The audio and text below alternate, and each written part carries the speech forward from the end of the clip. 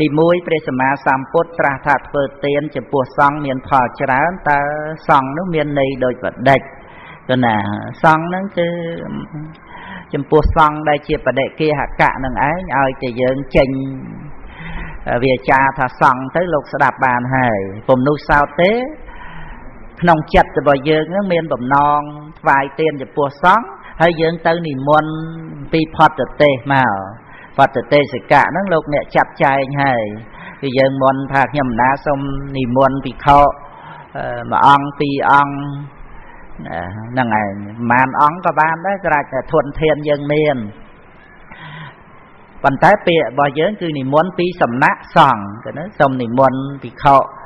ពីរអង្គ3អង្គមួយអង្គអំពីសំណាក់សង្ឃហ្នឹងអញ្ចឹង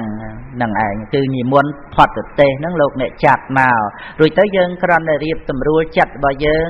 ដោយមិនលំអៀងទៅរកបុគ្គលហ្នឹងដោយការពេញចិត្តឬតោះចិត្តទេព្រោះលោកជាតំណាងសង្ឃចិត្តយើងសប្បាយនឹងថ្វាយទានពោះសង្ឃសូម្បីយើងអត់វេក៏ដោយមិនបាច់វេអីទៀតទេហ្នឹងឯងគឺថាប្រកេនហ្មងទៅហ្នឹងហើយពីព្រោះយើងបាននិមន្តត្រឹមត្រូវមកហើយហ្នឹងគឺសង្ឃតាតេកេណាទានហើយវាយទានពោះសង្ឃហ្នឹងគឺអញ្ចឹងណាហើយសួរពីអរិយសង្ឃនិងសមតិសង្ឃហ្នឹងខុសគ្នាដូចម្ដេចគឺអរិយសង្ឃគឺជាព្រះអរិយបុគ្គលចឹងដែលបាននៅមគ្គផលហ្នឹងក្នុងសង្ឃគុណដែលយើងសូត្រសពបដិបណ្ណោជាដើមហ្នឹងណាបុគ្គលណាក៏ដោយមនុស្សទេវតាហោះបព្វជិតអីហ្នឹងឲ្យតែបានដើរទៅក្នុងផ្លូវមគ្គធ្លាក់ចូលទៅក្នុងក្រុមនៃអរិយសង្ឃហ្នឹងហើយគុណណាហ្នឹងឯងហើយនៅក្នុងសមតិសង្ឃគឺថាសង្ឃដោយសន្មតហ្នឹងគឺជាសង្ឃក្នុងព្រះវិន័យដែលប្រព្រឹត្តទៅក្នុងសង្ឃកម្មចតុវៈបញ្ញវៈហ្នឹងគឺណាហ្នឹងគឺជាសមតិសង្ឃហ្នឹងក្នុងព្រះវិន័យណាដែលមានសង្ឃចតុវៈបញ្ញវៈទេសកវៈវិសតិវៈអតរ័យកវិសតិវៈហ្នឹងគឺណាហ្នឹងឯងដូចជាក្នុងឧបសម្បទាកម្មអីហ្នឹងគឺថាដោយបច្ច័នប្រទេសហ្នឹងក៏សង្ឃបញ្ញវៈក្នុងការសន្មតក៏លបត់នឹងឯងដោយឧបសម្បទាញត្តចតតកម្មវាចានឹងចឹងទៅនឹងសមតិសង្ឃទៅណាចឹងគឺអរិយសង្ឃយើងមើលនៅក្នុងសពបដិបណ្ណោនឹងទៅណានឹងឯងគឺថាភិក្ខុភិក្ខុនីសាមណេរៈសាមណេរីសិក្ខមាណាបាសកបាសិកាអីហ្នឹងទាំងអស់ហ្នឹងឲ្យតែដើរតាមផ្លូវមគ្គចូលទៅក្នុងក្រុមនៃអរិយសង្ឃនឹងឯងជាព្រះអរិយបុគ្គលទៅណាគឺថាយកត្រង់ដែលសង្ឃហើយនឹងហៈអ្នកគឺការសម្លាប់នៅកិលេសនឹងឯងហ្នឹងគឺជាសង្ឃដែលជាអរិយសង្ឃសម្លាប់កិលេសដោយអំណាចនៃអរិយមគ្គហ្នឹងឯងហើយខុសគ្នាដូចម្ដេចបើយើងវេអ៊ីម៉ាំងចៃវរាំងសង្ឃសៈទេមិណាអ៊ីម៉ាំងចៃវរាំងភិក្ខុសង្ឃសៈទេមិហ្នឹងឯងហ្នឹងគឺយើងវេចៃវរតាមកាលធម្មតាបើថា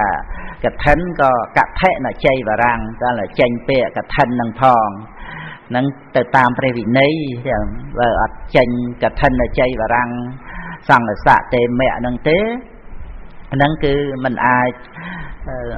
ទៅជាកឋិនចៃវរធ្វើកឋិនកម្មបានទេអានេះគឺគ្រាន់តែសួរអំពីរឿងវេដែលមានសង្ឃសៈហើយនឹងខុសគ្នាត្រង់ភិក្ខុសង្ឃសៈហ្នឹងគឺក្នុងពាក្យថាសង្ឃដូចគ្នានឹងឯងចឹងហើយ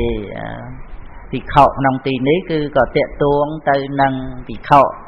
ទៅតាមផ្លូវពធហ្នឹងដែលជាអ្នកមានភ័យក្នុងវត្តដាក់ចឹងទៅក្នុងការដែលយើងវេចំពោះសង្ឃហ្នឹង គឺបើថាយើងអត់បាននិមន្តពីផត្តទេសកៈអីចឹងមកណាគឺយើងនិមន្តព្រះសង្ឃទាំងអស់ក្នុងវត្តមួយចឹងទៅឬក៏យើងយកចង្ហាន់អីទៅក្នុងវត្តហ្នឹងពេលភិក្ខុលោកឆាន់ក៏យើងវេដល់សង្ឃចឹងទៅអាហ្នឹងគឺលោកត្រូវចែកទៅតាមហ្នឹងចឹងទៅផត្តទេសមានផត្តទេសក៏ចែកទៅហើយបើមិនមានផត្តទេសចែកទេក៏ភិក្ខុប្រធេរៈអីដែលលោកឆ្លាតឆ្លៀសហ្នឹងលោកធ្វើនៅអបឡោកនកម្មទៅចែកចង្ហាន់ហ្នឹងដល់ភិក្ខុសាមណេរអីទាំងអស់ហ្នឹងចឹងទៅនឹងឯងសួរមតិទៅបើថាលោកនៅស្ងៀមហើយក៏ឈ្មោះថាជាអបឡោកនកម្មនឹងឯងអាហ្នឹងគឺក្នុងការដែលយើងវេចំពោះសង្ឃហ្នឹងព្រោះណាបានដីថាជារបស់សង្ឃអញ្ចឹងគឺនៅលើផត្តទេសលោកចែកអញ្ចឹងទៅមានផត្តទេសស្រួលណាស់លោកគ្រាន់តែប្រកាសថាបណ្ឌបាតដែលកើតមានដល់សង្ឃហ្នឹងក៏ចូលជារបស់លោកម្ចាស់ទៅតាមចំណែកនឹងចឹងទៅគឺបានហើយព្រោះលោកជាផត្តទេសកៈដែលសង្ឃនឹងបានជ្រើសរើសហើយ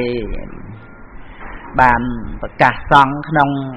សីមាទៀតញត្តទុតិយកម្មវាចាដើម្បីឲ្យបានជាផត្តទេសឬក៏ចៃវរៈភេជកៈអីហ្នឹងគឺជាតំណាងសង្ឃនឹងស្រាប់ហើយព្រោះណាហើយមួយទៀតសួរថាសាមណេរអាចគង់ឆាន់ចង្ហាន់រួមតុជាមួយនឹងភិក្ខុបានដែរឬទេបើបានព្រោះអ្វីបើមិនបានព្រោះអ្វី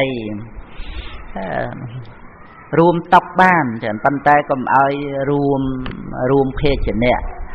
រួមភេជ្ជៈហ្នឹងសំបីតែភិក្ខុក៏មិនបានដែរព្រោះណា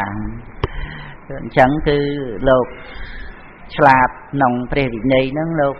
សម្រួលតាមហ្នឹងយើងមុនលោកឆានរួមតុកហ្នឹងឲ្យយើងមានចានច្រើនដាក់កេនលោកទាំងព្រោះលោកត្រូវដួសរំលែកអំពីឆ្នាំងដូចថាឆ្នាំងភ្លើងអីចឹងលោកលូកចូលគ្នាក្នុងឆ្នាំងតែមួយហ្នឹងមិនបានទេតែលោកត្រូវដួសយកមកដាក់ចានចឹងទៅហើយបើមានសាមណេររត់ទៅស្រួលទៀតដែរហ្នឹងឯងលោកអ្នកចាត់ចែងជួនកាលអ្នកយកមកដាក់ហ្នឹងមិនបានប្រកេនអីឲ្យត្រឹមត្រូវហ្នឹងសាមណេរហ្នឹងមានកិច្ចនាទីប្រកេនដល់ភិក្ខុហ្នឹងអញ្ចឹងលោកបំរើភិក្ខុផងលោកអាចប្រកេនដល់ភិក្ខុសង្ឃនឹងបានក៏ណាពីព្រោះសាមណេរតាមពិតយើងចេះតែប្រកេនទៅល្អហើយតែមិនត្រូវហើយហ្នឹងឯងប៉ុន្តែប្រសិនបើលោកមិនបានទទួលប្រកេនណាក្នុងហត្ថបាសអីក៏អត់មានទោសអីទេសម្រាប់សាមណេរហ្នឹងតែភិក្ខុទេជាអាបត្តិដោយសារថាប្រកេនមិនត្រូវហត្ថបាសអីឬក៏មិនបានប្រកេនអីហ្នឹងគ្រាន់តែថាវេដោយវាចាអីថានឹងប្រកេនដល់លោកហើយប៉ុន្តែថាមិនបានប្រកេនដោយកាយណាអាហ្នឹងគឺភិក្ខុឆាន់បានទេត្រូវអាបត្តិតែសាមណេរមិនអីទេអញ្ចឹងក្នុងការរួមតុកហ្នឹងបានសាមណេរនឹងឯងជួយមើលជួយចាត់ចែងដួសដាក់ចានអីប្រកេនដល់ភិក្ខុគ្រប់អង្គអញ្ចឹងទៅស្អីហ្នឹងណាចាត់ចែងពីព្រោះតិចថាមកស្អីណាគោឡើងភ្នំអីមិនគេអីមកអីហ្នឹងហ្នឹងឯងសាច់មកអីមិនដឹងទេហ្នឹងឯងគុណចាស់លោកនេះទទួលនិមន្តរួមតុកចូលហាងចូលអីហ្នឹងក៏ឆ្លាតឆ្លៀសតាមហ្នឹងទៅតាមវិន័យហ្នឹងចឹងទៅខ្ញុំណាមិនរៀបរាប់អីច្រើនទេគ្រាន់តែប៉ុណ្ណឹងនឹងឯងចាំវិន័យធម៌លោកអ្នកវិនិច្ឆ័យទៅតាមនឹងចោះខ្ញុំណាគ្រាន់តែឆ្លើយថាសាមណេររួមតុកបានប៉ុន្តែទាល់តែលោកឆ្លាតមិនអាចរួមភេជ្ជៈអីបានទេប៉ុន្តែលោកត្រូវតែមានចង្ហាន់មកឆាន់រៀងព្រះអង្គរៀងខ្លួនចឹងទៅប៉ុន្តែហើយនឹងមួយទៀតខ្ញុំឃើញប្រសង់វត្តខ្លះនៅដោយប៉ែតនេះនិមន្តបណ្ឌបាតជាក្រុមដោយមានការចាក់ខ្សែអាប់សម្លេងពធម្ដែងដោយលោកគ្រូអីជាដើមចឹងទៅឮខ្លាំងល្មមទេតាមសាធារណៈភោជនស័ព្ទដឹកដោយធុក ខាងមុខប្រសង់អញ្ចឹងតើនិមន្តបិណ្ឌបាតដោយបន្លឺសំឡេងពធัวបែបនេះខុសឬត្រូវយ៉ាងណាក្នុងព្រះវិន័យមិនអីទេប៉ុណ្ណាហ្នឹងហើយធัวតាមធัวអញ្ចឹងទៅយើងចាំបាច់យកមកបញ្ចូលជាមួយលោកបុណ្យបិណ្ឌអីលោកបុណ្យបិណ្ឌទៅតាមលោកទៅនឹងអញ្ចឹងទៅមិនស្រួលដូចធัวគេចាក់តាមផ្ទះគេអីជាដើមអញ្ចឹងទៅវាដូចតែគ្នា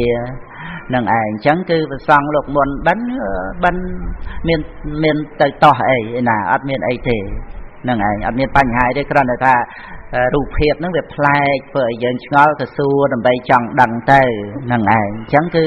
អត់មានបញ្ហាអីសម្រាប់ប្រសង់លោកមុនបិណ្ឌបាតចឹងទេប៉ុន្តែគឺថាសម្លេងពធัวហ្នឹងដូចជាសញ្ញាជំនួសកូនសិស្សជាងកាលកូនសិស្សលោកដើរស្រែកអត់តន់ចង្ហាន់លោកទេតែអញ្ចឹងទៅឬក៏ថាសញ្ញាអីលោកអាចារ្យមួយវាយជួងមើងអីចឹងទៅដើម្បីឲ្យដឹងថាលោកមុនមកបិណ្ឌនេះញាតិញោមតាមចំណាំនឹងចឹងទៅឥ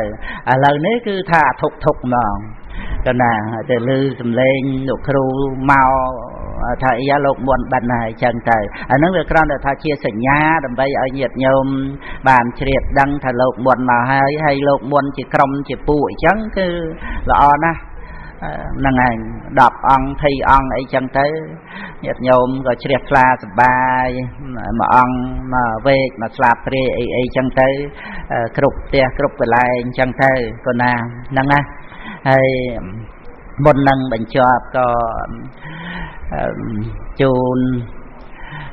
ញាតិញោមបងប្អូនកូនចៅណា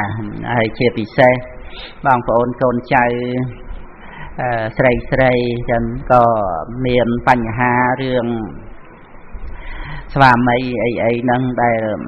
កម្មហ្នឹងបានរៀបចំមកខ្ញុំណាគ្រាន់តែរំលឹក